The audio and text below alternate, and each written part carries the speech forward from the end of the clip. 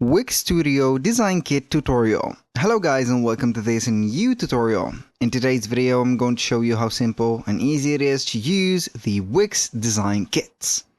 So what are the Wix Design Kits? Basically they are going to be simplets, name them kits, or some specific type of designs that you're going to add to your website. They could be patterns, they could be gradient colors, a gradient, whatever that you're going to have as designs. Maybe you're going to have some specific shapes, and we are going to check them up on this video. It is going to be very cool for the aesthetic features for your website, and also for your let's say specific website. Now we're going to head over wix.com, sign in for an account, then we're going to be on the site's dashboard.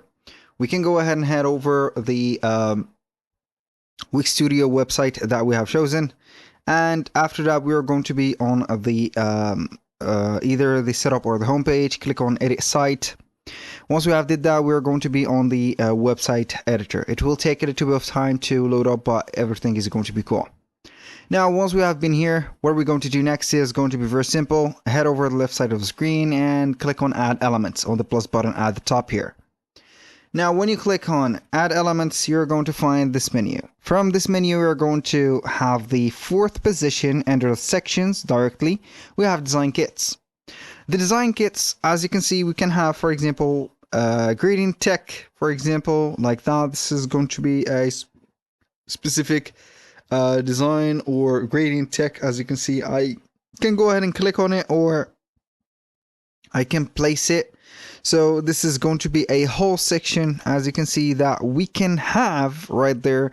It is going to be specific here. We can basically have some modification to this specific kit, to the button, the color that you have here to see.